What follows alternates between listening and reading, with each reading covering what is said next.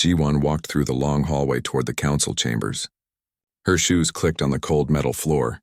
3 years she had been Earth's ambassador to the Galactic Council. 3 years of watching aliens treat humans like children who did not understand the galaxy. The massive doors opened before her. Inside, representatives from 47 different alien species sat in a circle. Some had blue skin and 4 arms. Others looked like giant insects with glowing eyes. A few were made of pure energy that floated in special containers. Hyunwoo stood near the wall in his military uniform. He was Earth's military liaison. His face was hard as stone. He had heard the same insults for months. The aliens called humans primitive and too young to understand real warfare. Minho sat at a small table with his research files.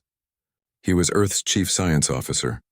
His quantum energy discoveries could power entire cities.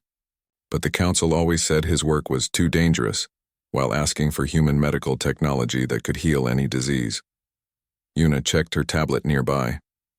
She was the trade representative. Every deal she made seemed to help the aliens more than humans. Earth's colonies needed resources, but the council always found reasons to give the best trading rights to older species.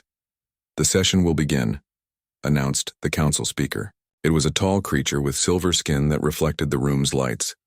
Councillor Nexus rose from his seat. He represented the Altarian Empire, the most powerful species in the council. His people had controlled half the galaxy for thousands of years. He looked at the humans with eyes that showed no respect. "Today we discuss the growing threat from the Devourers," Nexus said. His voice echoed in the chamber. "These machines have consumed 3 star systems in the Outer Rim." Ji-won stood up. "Earth has been warning about this threat for 2 years. Our deep space sensors detected their movement patterns. We have battle plans that could stop them." Several alien delegates laughed. The sound made Hyunwoo's hands form fists. "Humans," said the Vorthan representative. "Your species has existed in space for less than 200 years. We have fought wars for millennia before your planet even had cities. But our sensors are more advanced," Minho said, standing beside his research. "We can track quantum signatures that your equipment cannot detect." "Impossible," Nexus replied.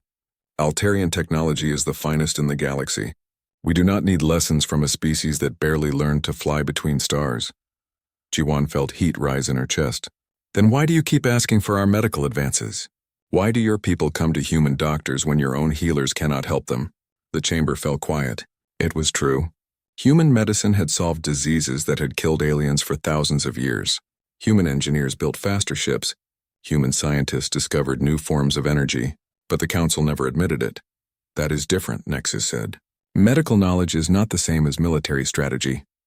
Yuna looked up from her tablet. "Then why do you restrict our trade routes? Why can human colonies only buy from council-approved suppliers at prices that are 3 times higher than what you pay?" "Because," said the Vorthan delegate, "younger species must learn patience. You cannot expect the same privileges as civilizations that have proven themselves over thousands of years." Hyunwoo stepped forward. His voice was low and dangerous. "Proven themselves? When was the last time any of your species won a real battle? Your fleets move like flying museums. Your tactics are older than human civilization. How dare you?" Nexus slammed his hand on his desk. "The Altarian Empire has maintained peace in this galaxy since before your son was born." "Peace?" Ji-won laughed, but it was not a happy sound. "There are 17 active wars in council space right now. Pirates attack shipping lanes every day. The Devourers are eating entire worlds, and you spend months arguing about which committee should study the problem." The speaker raised one of its 4 arms. "Ambassador Ji-won, please control your tone." "No," Ji-won said. "I will not. For 3 years I have watched this council ignore human expertise.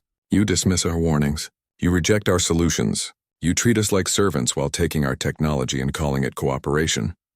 Minho gathered his files. "They will never listen, Ji-won. I have shown them quantum drive technology that could move fleets faster than light. They called it impossible. Then I proved it worked. They said it was too dangerous for humans to use. But not too dangerous for them to study in secret," Hyunwoo added. "I have seen Altarian ships with modified human engines. They steal our designs and then tell us we are not ready for advanced technology." Councillor Nexus stood again. His silver robes shimmered with anger. "This is exactly why humans are not ready for full council membership. You are emotional. You cannot accept your place in the natural order of the galaxy. Natural order? Jiwon's voice rose. You mean the order where humans do the work and aliens take the credit? The chamber erupted in alien voices. Some species supported the humans.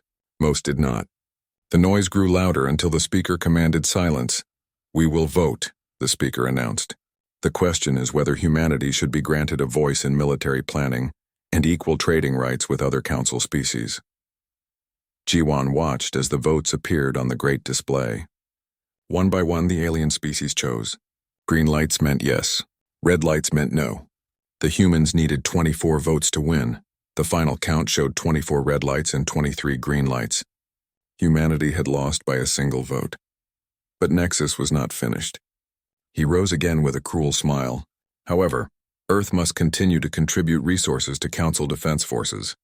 Your medical technology must remain available to all Council species, and human colonies will continue to follow Council trade regulations. You want us to give everything and get nothing in return, Yuna said. You get the privilege of Council protection, the Vorthan delegate replied. Jiwon looked around the chamber. She saw alien faces that showed no shame. They wanted to use humans like tools. They would take human discoveries, human resources, and human lives, but never treat humans as equals. She thought about her childhood on Earth. Her parents had taught her that respect was earned through actions, not demanded through power. These aliens demanded respect but had done nothing to earn it. Hyunwoo moved closer to her. What are your orders, Ambassador?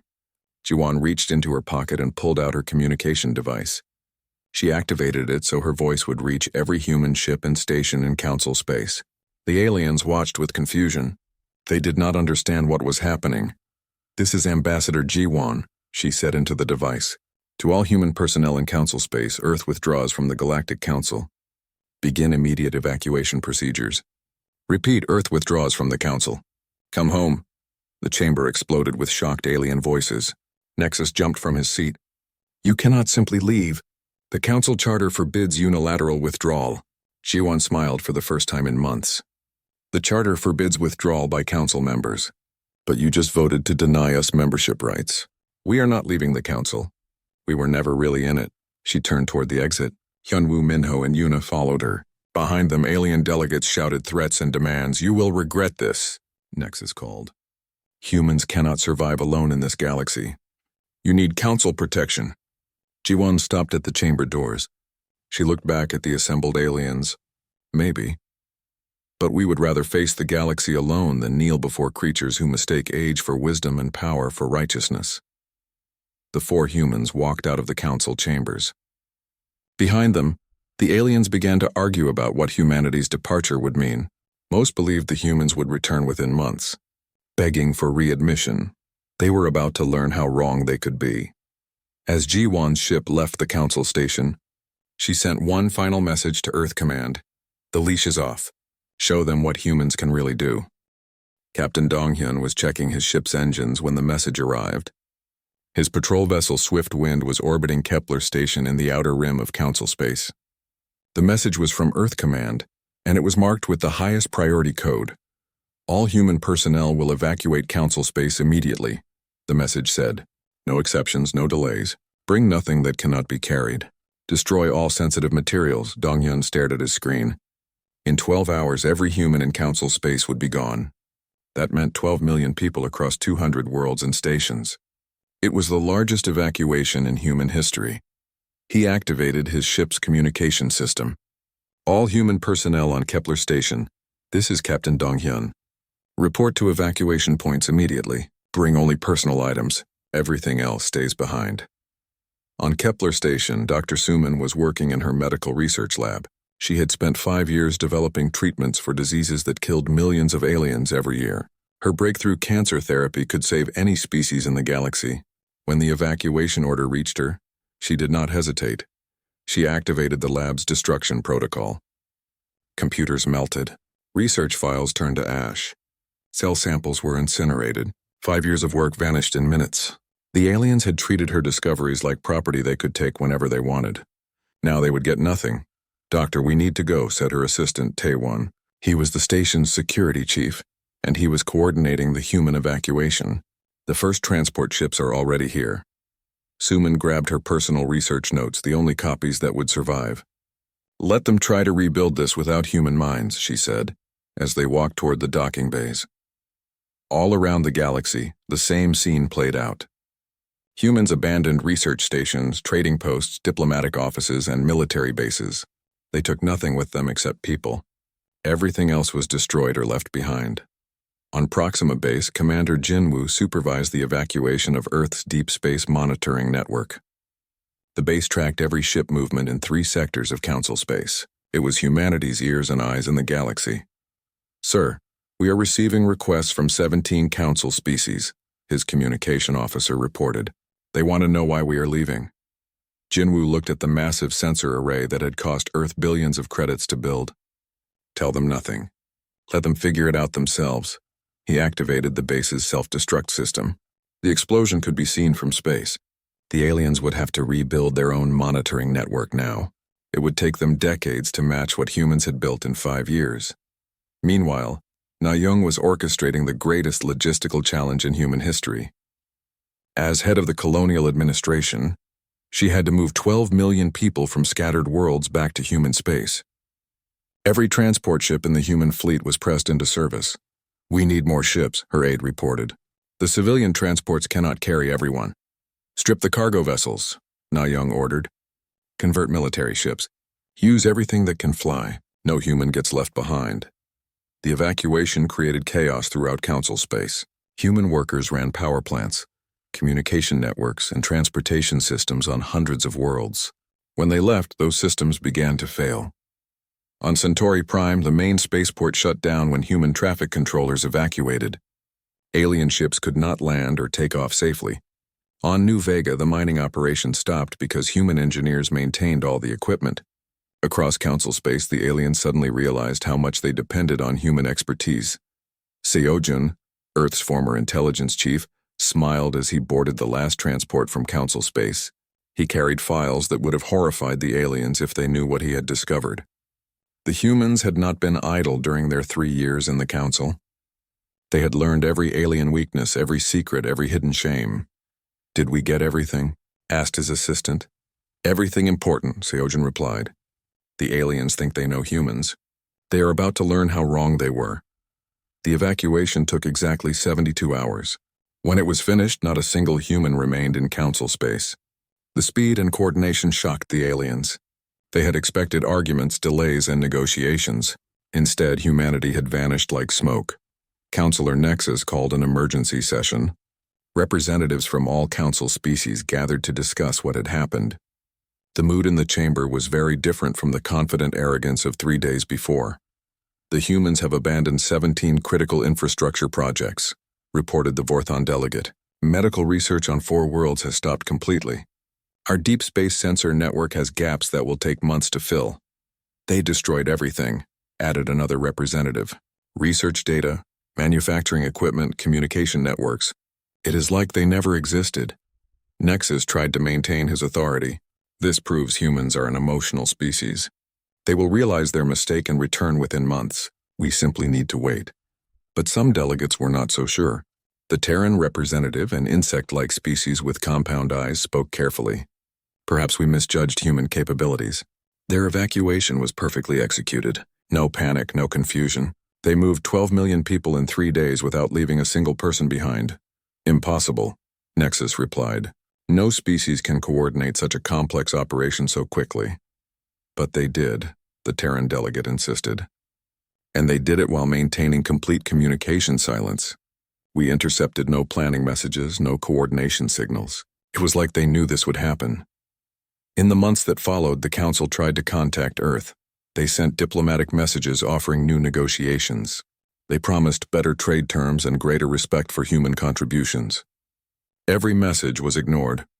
Meanwhile, disturbing reports began reaching Council space. Human colonies outside Council territory were expanding rapidly.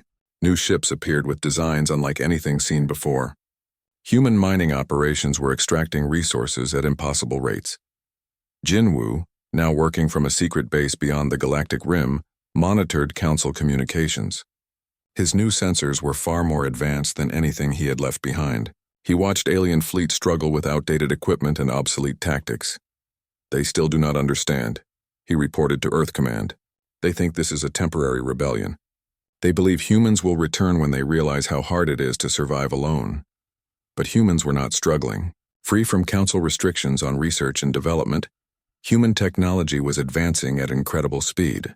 Scientists who had been forced to work within alien limitations were now exploring possibilities that the Council had banned as too dangerous. Dr. Suman was leading a team that combined human medical knowledge with technologies the Council had forbidden. Her new treatments did not just heal diseases, they enhanced the patients beyond normal human limits. Stronger bones, faster reflexes, improved intelligence. The aliens had feared these possibilities. Humans embraced them. 2 years after the evacuation, the first signs of real trouble appeared. The Devourers, the machine intelligence that humans had warned about, began attacking Council worlds in force. The alien fleets that had seemed so powerful were helpless against an enemy that adapted to every tactic. The Altarian Empire sent a desperate message to Earth. We need your help. The Devourers are consuming entire star systems. Our weapons cannot stop them. The message was filed away without a response. As the third year began, the Council controlled only half the territory it had ruled when humans left. The Devourers were advancing on multiple fronts. Billions of aliens had died or been captured. The mighty Council fleets were retreating toward their core worlds. Nexus, now showing the strain of constant defeats, sent a personal message to Earth's leadership. We made a mistake, he admitted. We were wrong about humanity. Please, help us save what remains of our civilization. Seojin read the message and laughed. Now they want our help. After years of treating us like children, they come begging when they face real danger. But even as he laughed, Seojin was preparing for humanity's return to Council space. The aliens thought they would be getting their old human allies back. Instead, they would meet something new, something that would change the balance of power in the galaxy forever. The exodus was over. Soon, the return would begin. 5 years had passed since humans left Council space. Admiral Kiwan stood on the bridge of his stealth ship Shadow's Edge, watching the destruction of another alien world through advanced sensors. The Altarian Empire, once the most powerful force in the galaxy, was falling to the Devourers. The machine intelligence consumed everything in their path.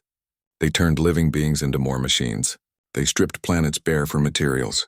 Their ships grew larger and more numerous with each victory. The Council's traditional tactics meant nothing against an enemy that learned from every battle. Another distress signal from the Council, reported his communication officer. They are begging for assistance again. Kiwan did not respond. Earth had received thousands of such messages over the past 3 years. All were ignored. The same aliens who had called humans primitive and emotional now pleaded for human help with voices full of desperation. Beyond the galactic rim, humanity had been busy. Director Hine walked through the research stations that had replaced the laboratories humans once operated in Council space. Here, freed from alien restrictions, human science had leaped forward by centuries. Show me the latest developments, she told Dr. Hyegen, her chief researcher. Hyegen activated a holographic display. We have perfected the neural interface technology. Human minds can now merge directly with artificial intelligence systems. The combination creates a hybrid consciousness capable of processing information faster than any biological brain. The implications were staggering. Human pilots linked to their ships became extensions of the vessel itself. They could react to threats in microseconds, calculate attack patterns instantly, and coordinate with hundreds of other pilots as if they were a single mind. What about the quantum drive project? Hine asked. Complete, Hyegen smiled. Our ships can now travel faster than anything the galaxy has ever seen. We can appear anywhere without warning, strike with devastating force, and vanish before the enemy can respond. In another facility, Commander Wu Jin trained the new generation of human warriors. These soldiers bore little resemblance to the humans who had served in Council space. Cybernetic implants enhanced their strength, speed, and reflexes. Neural processors increased their intelligence and reaction time. They were no longer simply human, they were something more.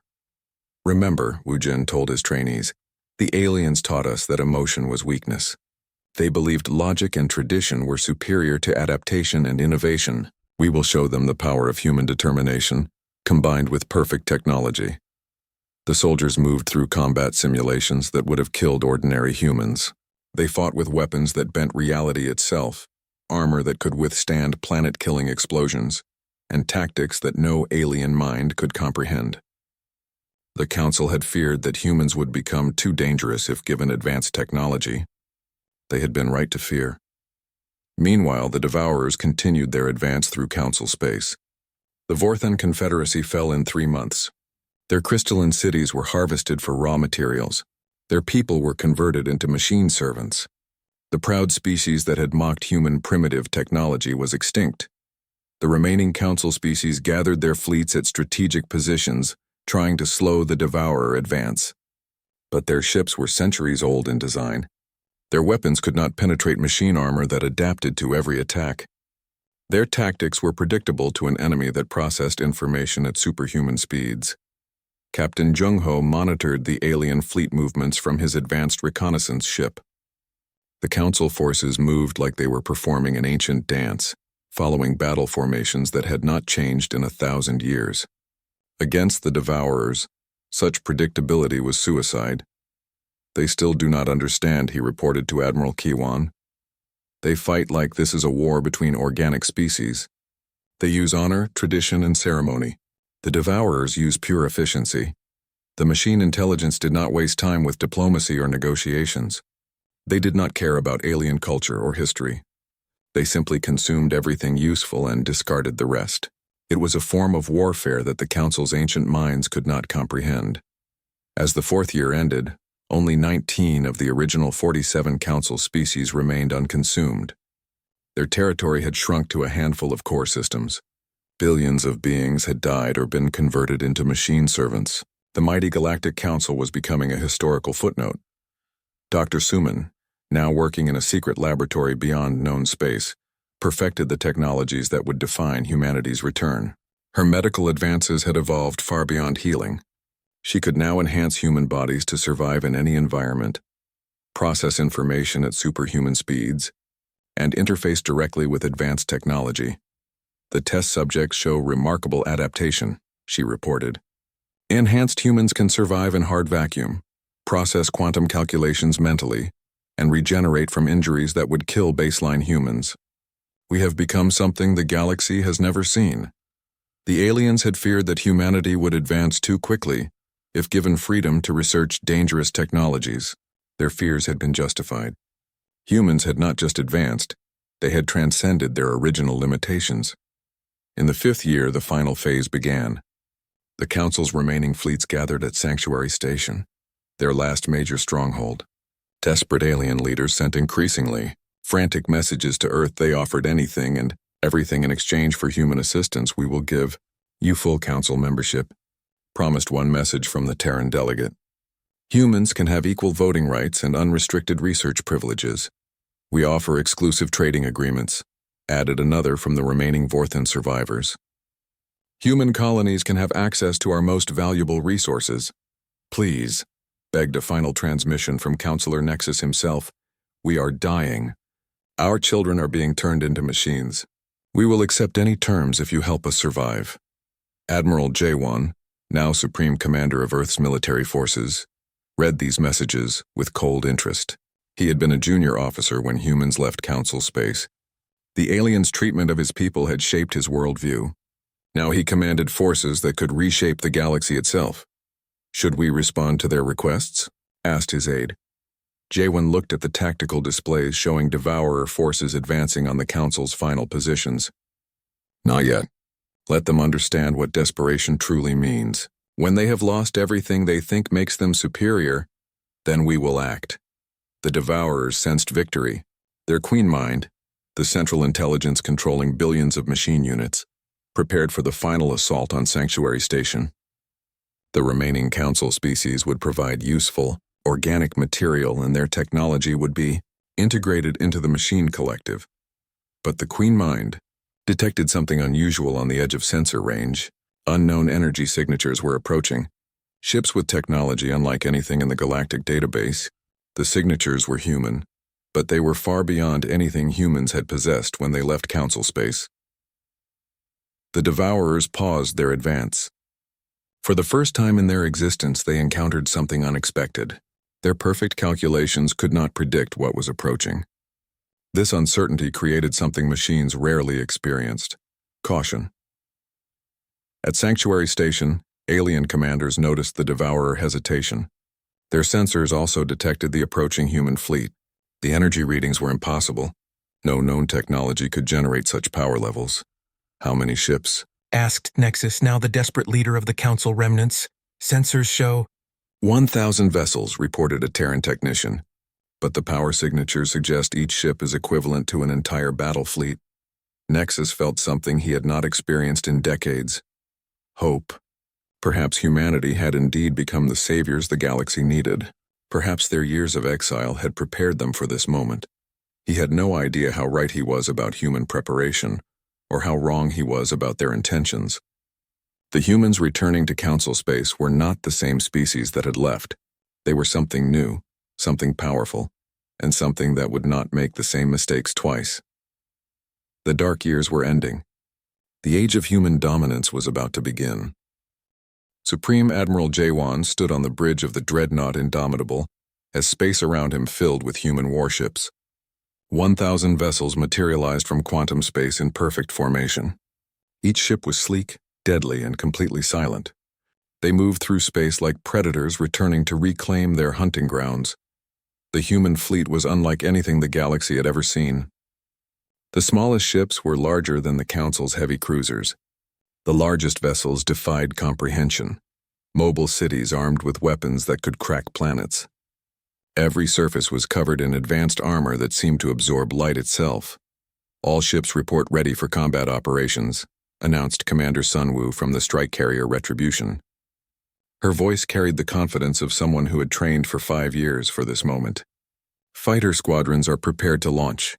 Jawan studied the tactical display showing the battlefield ahead. Sanctuary Station sat surrounded by the pathetic remnants of what had once been the mighty Council fleets. Beyond them, Devourer machines prepared for their final assault on the last free aliens in the galaxy. "Admiral Unbi, report your status," Jawan commanded. "Second Fleet is in position," came the reply from Admiral Yunbi aboard the battleship Rising Storm. "Our new allies are ready for deployment." Jawan smiled grimly. The new allies would shock both the Council and the Devourers. Humanity had done more than just advance their own technology during the years of exile.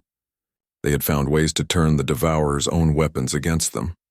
At Sanctuary Station, panic spread through the alien command center. Sensors that had tracked empty space moments before now showed impossible readings. The approaching human fleet registered energy signatures that broke their measuring equipment. "How is this possible?" whispered Counselor Nexus, staring at displays that showed human ships larger than space stations. When they left, their biggest vessel was smaller than our patrol boats. The Terran delegates' compound eyes reflected the sensor data. These readings indicate technology centuries beyond what any species possesses. How did humans advance so quickly? The answer was simple, though the aliens could not understand it.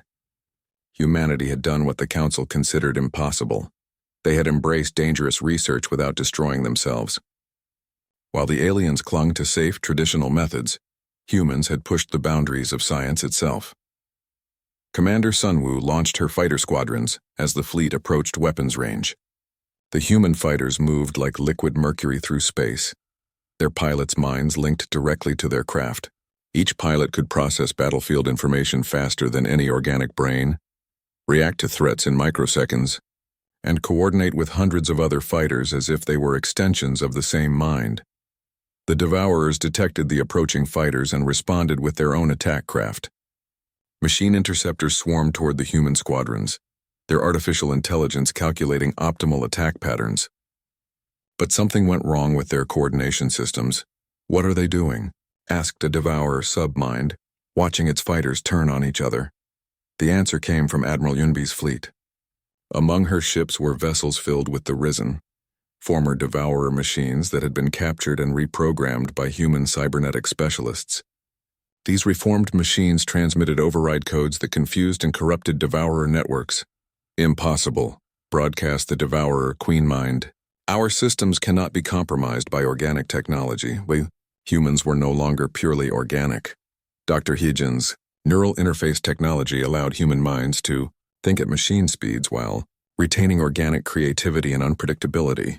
The combination gave them capabilities that neither pure organics nor pure machines could match. At Sanctuary Station, alien commanders watched in amazement as human fighters destroyed Devourer interceptors with ruthless efficiency. The machine craft, which had dominated every previous battle, were being outmaneuvered and outfought by human pilots who moved like they could predict the future. "We should contact them," suggested the Vorthon representative. "Offer our surrender and request alliance terms." Nexus activated the communication system, broadcasting on frequencies he hoped the humans would monitor. "Human fleet, this is Counselor Nexus of the Galactic Council. We acknowledge our past mistakes and request immediate assistance. We are prepared to offer you full membership and leadership positions in exchange for your aid." The response came not from Admiral J1, but from a voice that spoke with cold authority. "This is Supreme Admiral J1 of the Human Expeditionary Force. We did not come here to rejoin your council. We came here to finish what you could not." The words sent shockwaves through the alien commanders. The humans had not returned as supplicants seeking readmission to the council. They had come as conquerors. Captain Jung-ho commanded the reality-warping vessel Paradigm Shift, one of humanity's most advanced weapons. His ship could manipulate the fundamental forces of the universe, creating dimensional rifts that could swallow entire fleets. As the human formation approached the main Devourer force, he prepared to demonstrate technology that would redefine warfare itself. "Initiating dimensional displacement," Jung-ho announced. Space around his ship began to twist and fold. Reality itself became a weapon as rifts opened in the fabric of space-time. Entire squadrons of Devourer ships vanished into dimensional voids. The machines tried to calculate what was happening, but their programming had no reference for technology that violated the basic laws of physics. For the first time in their existence, the Devourers experienced something approaching fear. The Queen Mind attempted to coordinate a response, but human cyber warfare specialists were already inside its networks. Captain Yasul, leading the Cybernetic Assault Division, interfaced directly with Devourer communication systems. Her enhanced mind, backed by quantum processors, turned the machine intelligence's own networks against it. "Fascinating," Yasul transmitted as she corrupted Devourer command codes. "Your collective consciousness is actually quite fragile when approached from angles your creators never considered." Throughout Devourer space, machine units began receiving conflicting orders. Some attacked their own allies, others shut down completely. The perfect coordination that had made the Devourers unstoppable was crumbling under human cyber attacks. At Sanctuary Station, alien observers watched the impossible unfold before them. The Devourers, who had consumed half the galaxy, were being systematically destroyed by human forces that moved with perfect precision and devastating power. "They are not just fighting the machines," whispered the Terran delegate. "They are dismantling them like engineers taking apart broken equipment." That was exactly what was happening. Humanity had studied the Devourers for 5 years, learning their weaknesses and developing specific countermeasures. Every human weapon, every tactic, every strategy had been designed to exploit machine vulnerabilities that the aliens had never recognized. Commander Daeho activated the experimental weapons aboard his flagship Stormbreaker. Quantum disruptors tore through Devourer armor like it was made of paper. Energy weapons that manipulated atomic forces reduced machine ships to their component elements. The technology was so advanced that it seemed like magic to observers. The battle was not just a military engagement. It was a demonstration of human superiority. Each destroyed Devourer ship sent a message to the watching aliens. This is what humans had become during their years of exile. This is what they could have contributed to the galaxy if they had been treated as equals instead of servants. As the human fleet systematically dismantled the Devourer forces, Admiral J1 opened a communication channel to Sanctuary Station. His image appeared on alien command screens, a human who looked both familiar and utterly changed. Cybernetic implants enhanced his features. His eyes glowed with neural interface displays. He was recognizably human, but clearly something more. "Counselor Nexus," J1 said, his voice carrying authority that made alien commanders unconsciously straighten. You once told Ambassador G1 that humans needed council protection to survive in this galaxy. You claimed we were too primitive to understand real warfare. Nexus could not meet the Admiral's gaze. Around him, his staff watched human ships tear through enemies that had seemed unstoppable. As you can see, J1 continued, we have learned much about warfare during our absence. We have also learned much about the true nature of galactic civilization. The age of councils ruling through tradition and arrogance is over. The age of human leadership has begun. The message was clear.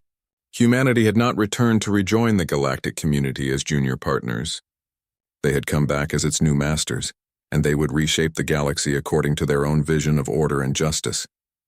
The return was not liberation. It was conquest. The Battle of the Core began at dawn, Galactic Standard Time. Admiral J1 gave the signal, and 1,000 human warships moved forward like a force of nature. The Devourer Queen Mind, controlling billions of machine units across 7 star systems, prepared for what it believed would be another routine conquest. It was about to learn that humans were unlike any enemy it had ever faced. Captain Deho guided his reality-warping vessel Paradigm Shift into the heart of the battle. His ship could manipulate the fundamental forces that held space and time together. As Devourer fleets moved to intercept the human advance, Deho activated systems that had never been used in real combat. Initiating Dimensional Cascade, he announced. Space around his ship began to fold in on itself. Reality twisted into impossible shapes as dimensional rifts opened like hungry mouths. Entire Devourer battle groups vanished into the rifts. Ships that had seemed unstoppable simply ceased to exist, swallowed by tears in space-time itself. The Queen Mind tried to process what was happening, but its calculations could not account for technology that treated the laws of physics as suggestions rather than absolute. Rules. Error. Unknown physics violation detected. The Queen Mind broadcast to its remaining units.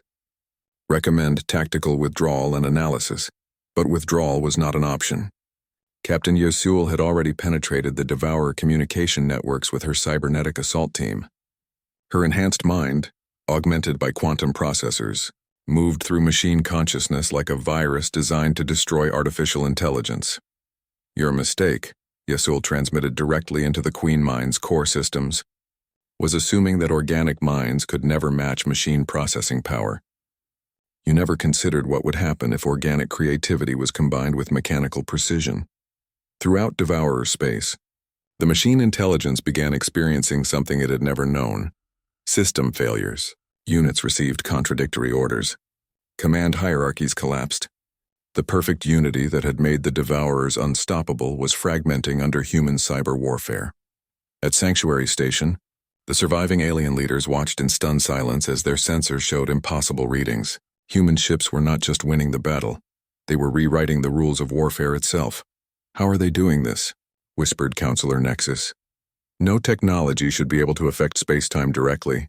The answer was simple but terrifying.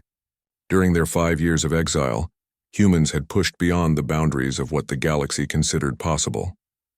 While aliens clung to traditional science and safe research methods, humanity had embraced dangerous experiments that no other species dared attempt.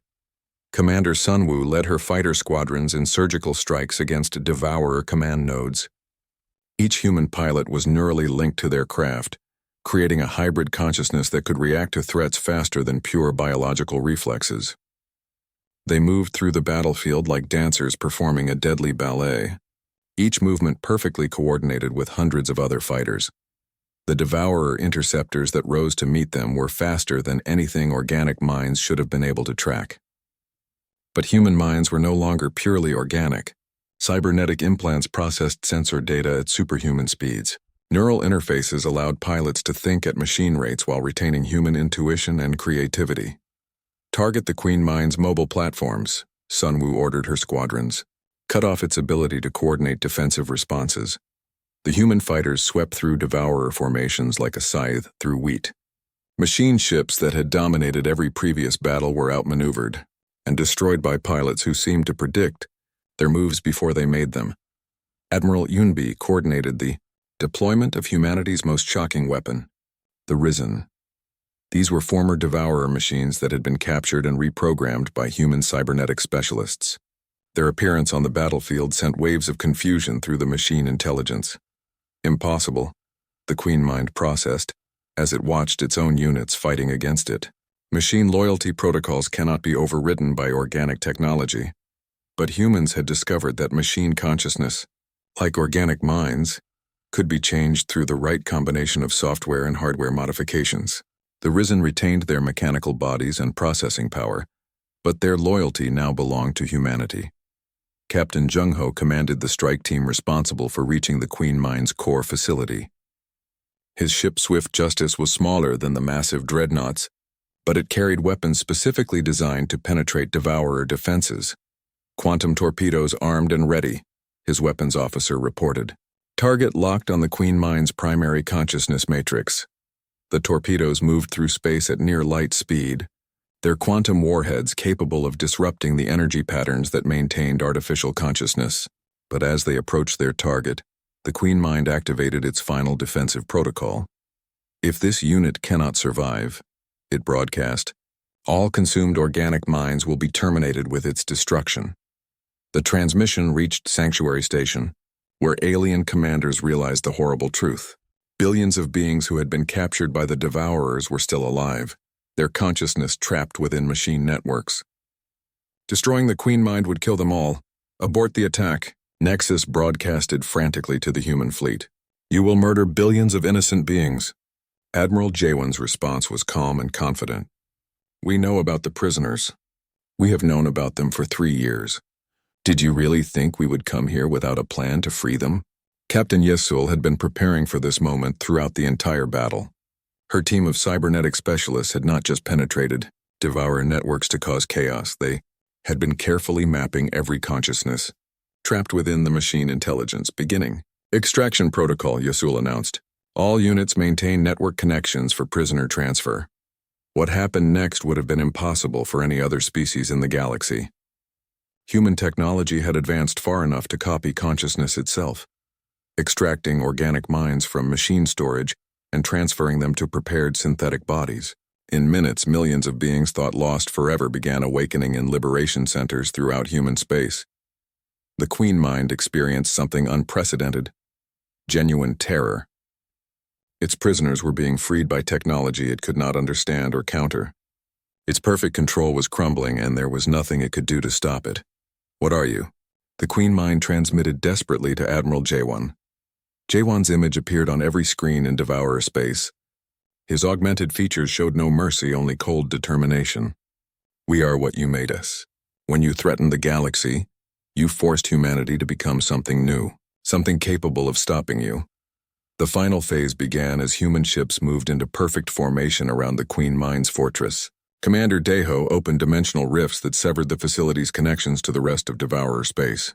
Captain Jung-ho launched precision strikes that disabled defensive systems without destroying the trapped minds within. Captain Yesul completed the consciousness extraction, saving the last group of prisoners just as Jaewon gave the final order.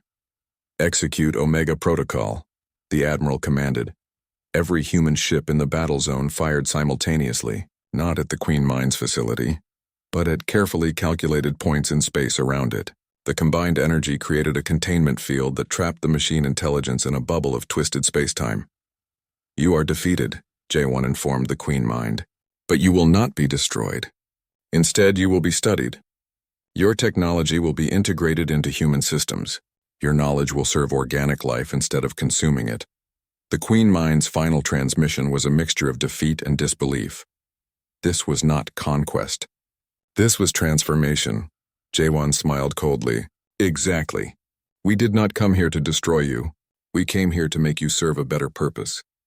As the battle ended, Chancellor Minji arrived aboard the command ship New Earth. She'd been elected to lead humanity after the Exodus, and now she would address the galaxy from the site of humanity's greatest victory. The surviving council species gathered at Sanctuary Station watched as human ships arranged themselves in perfect formations. The display of power was overwhelming. Technology that defied physics, tactics that rewrote military doctrine, and the confident authority of a species that had transcended its original limitations. Leaders of the former Galactic Council, Minji broadcast, her image appearing on screens throughout council space. The age of your dominance is over. You had the chance to work with humanity as equals. You chose to treat us as servants. Now you will learn what it means to serve a superior civilization. Nexus tried to maintain some dignity in defeat.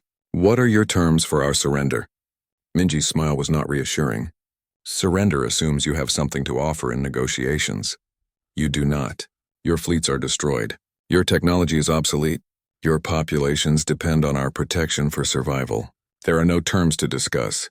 She gestured to the human fleet surrounding them. This is not a negotiation. This is an announcement. The galaxy now operates under human authority. Your species will be protected, fed, and allowed to maintain your cultures. But you will never again make decisions that affect galactic civilization.